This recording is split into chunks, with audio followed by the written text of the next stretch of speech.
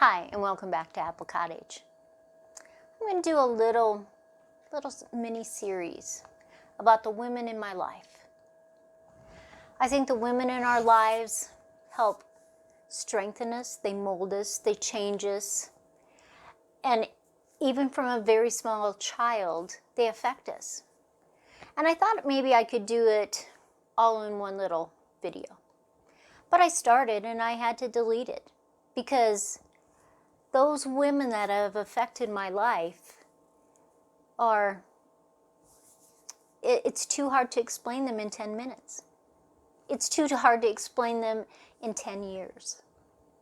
But I've decided I'm just going to do a few part series of the women in my life because I hope to be a mentor, a guide, someone that you could talk to, ask questions, cry on my shoulder with.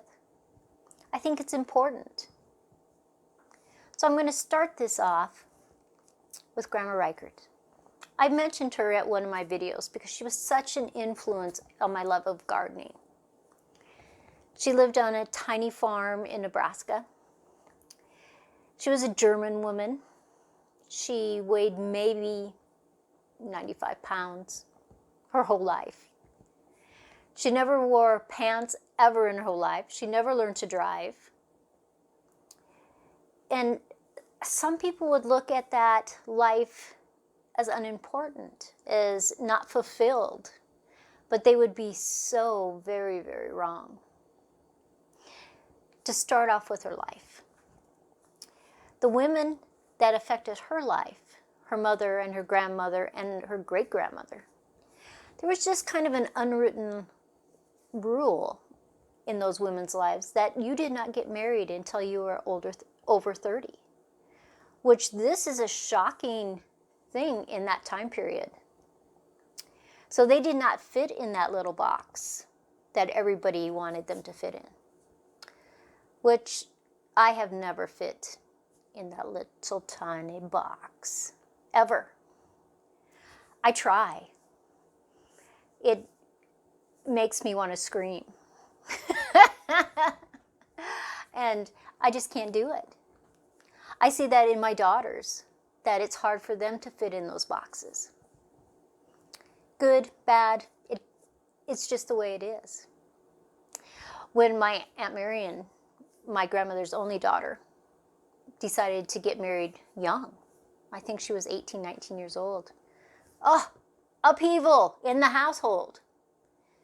Because the women in their lives did not get married till they were over 30. But Aunt Marion was married to a wonderful man, my uncle. This is Grandma Reichert. I loved her more than I could tell you. She was quiet, she was humble. She was exactly what I wanted to be. I remember when I was so little. And, you know, she was 30 before she ever got married. She had my Aunt Marion a couple years later, and not my dad until 6 more years. And so she was older the whole time when I was growing up. And I remember looking at her hands and thinking to myself, oh, I so wish my hands would look like that.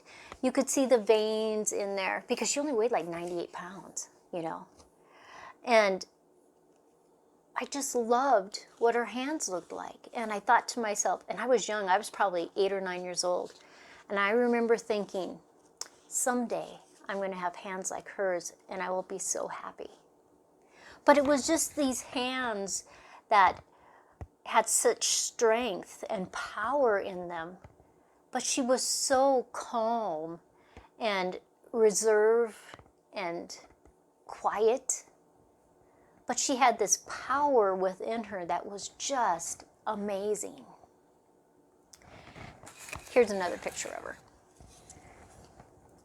So she lived with my grandfather until he passed away. My grandfather was kind of a crotchety old man. I got along with him, but my brothers didn't really get along with him sometimes. There was probably clash, you know, men, tough stuff. But my grandfather, unless he was at church, he was wearing bib overalls.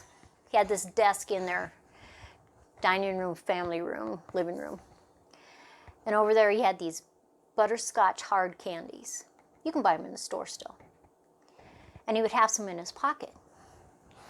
And he'd look over at me, and he'd kind of give me that look, you know. And he'd hand me one of those. He never gave my brothers those. And my grandmother would just shake her head. It was just so funny. They lived in a farmhouse, no indoor plumbing. It wasn't until after my grandfather died, and one summer we were down at the farm, and all of us helped my dad dig a trench from the well, which was over by the barn, all the way over so she could at least have running water inside the farmhouse. She didn't care about indoor plumbing. She had an outhouse. Note, my brothers used to lock me in the outhouse because they thought it was so funny. I did not think it was funny. But my grandmother, she had a huge garden. So, my love of gardening. She had a root cellar. It was spectacular. She always wrote things down. This is a prized possession. This has recipes, handwritten recipes that she wrote. Like this one is strawberry jam. She never used pectin in any of her jams. 4 cups of strawberries, 1 cup of sugar. No, I'm sorry, 4 cups of sugar. And 1/2 cup of lemon juice.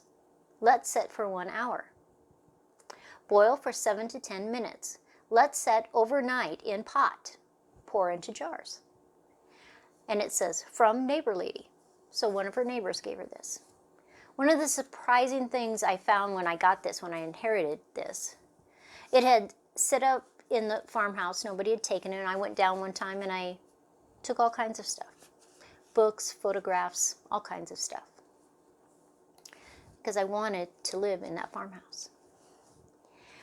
But the very first recipe in here is called chocolate upside down cake. I had always assumed that this was a Grandma Stevens recipe, but it wasn't. It was Grandma Reichert recipe. Another prized possession. I don't know if you've ever seen one of these. This is called a White House cookbook. My great-grandmother gave this to my grandmother. It says, to Katie, because my grandmother, Catherine, her mother always called her Katie. Christmas, 1923. But within these pages are all kinds of stuff, things that she wrote and things she clipped. She didn't have a stapler, so if 2 pieces of paper needed hooked together, it had a stick pin in it, and it still has that stick pin in it. This had sat in the farmhouse for so long. Look at, that's where little bugs were eating on it. It's a fabulous cookbook. It takes the wives of presidents and it talks about their lives and their things they baked, and it has all kinds of recipes. And she has all kinds of recipes in here. It's just a treasure. But she lived a simple life. When my grandfather died, she lived on the farm by herself, and my dad didn't like her living on the farm when she got up in her late 80s and 90s. And he always wanted her to move into town, but she just didn't want to. That was her life, and that was her identity. One time she fell. She broke her hip, and at the time there's no cell phones, of course. She only had 1 phone in the dining room. She laid on the floor for 3 days before a neighbor happened to come by just to check on her. And she got all repaired. She was in a, like a nursing home for rehab. My dad wouldn't let her go back to the farm. Now, my dad just worried about her, right or wrong. It was just, he cared for his mother. But she didn't last maybe 6 months. I truly believe she just didn't want to go live someplace else. She had that freedom, and her life had been there for so long on that tiny 40 acres. She was a great woman. She influenced me beyond what I can tell you. I could tell you stories after story, and the memories of her and my grandfather and that farm, I can just literally close my eyes and go back there. I can remember playing on the haystacks and playing on the equipment. I remember the bees. There was a man that had his beehives on their property, and then they would give honey in exchange. I love bees. I have bees. Influence. She had a beautiful garden. It was huge. Influence. She loved to cook and can. Influence.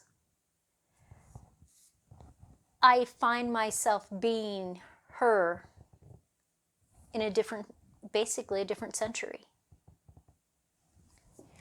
It's amazing how the women in your lives affect you.